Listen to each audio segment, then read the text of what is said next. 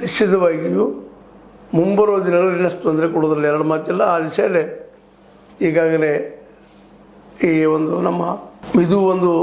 ನಮ್ಮ ಜನರಿಗೆ ದೊಡ್ಡ ಒಂದು ಹೊಡೆತ ಅಷ್ಟೇ ಅಲ್ಲ, ಬದುಕು ನಿರ್ವಹಿಸೋ ಕಷ್ಟ ಆಗ್ತದೆ. ಈ ಸಂದರ್ಭದಲ್ಲಿ ಹೇಳ್ತಾ ಏನೂ ಆಗಲಿ, ಮೊದಲಿಗೆ 993 ಏರಿಸಿದಂತಹ ವಾಣಿಜ್ಯ ಬೆಲೆಯನ್ನು ಇನ್ನು ಮತ್ತೆ ಏರೋದು. ಪೆಟ್ರೋಲ್ ಮತ್ತು ಡೀಸೆಲ್, ಮನೆ ಬಳಕೆಯ ನಮ್ಮ ಗ್ಯಾಸ್, ಇವುಗಳ ರೇಟ್ ಸಹಿತ ಬದಲಾಗುವ ಸಾಧ್ಯತೆಗಳೆಲ್ಲ ಇದ್ದಾವೆ.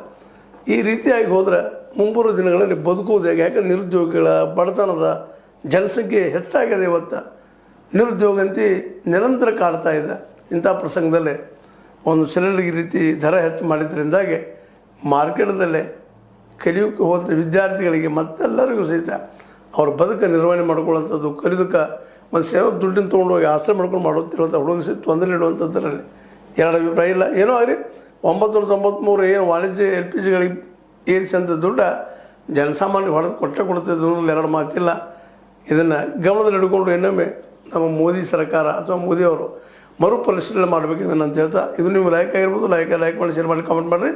ಜೊತೆಗೆ ಸಬ್ಸ್ಕ್ರೈಬ್ ತಿಳಿಸ್ಬಿಟ್ಟು S16 ನ್ಯೂಸ್ ಅರ್ಥಾತ್ ದೇಶಿತರಾಮಿದು ಸತ್ಯದ ಕೈಗಳಲ್ಲಿ ವಂದನೆಗಳು. ಆತ್ಮೀಯ ಸಾರ್ವಜನಿಕರಲ್ಲಿ H16 ಅರ್ಥಾತ್ ಸೀತಾರಾಮದಿಂದ ಒಂದು ಮನವಿ.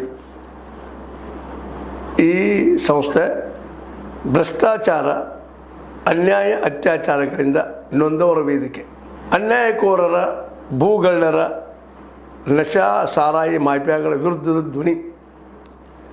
ರೈತರ, ಕೂಲಿಕಾರ, ಕಾರ್ಮಿಕರ, ಬಿದ್ದ ಸಮುದಾಯ ಜನರ ಧ್ವನಿ.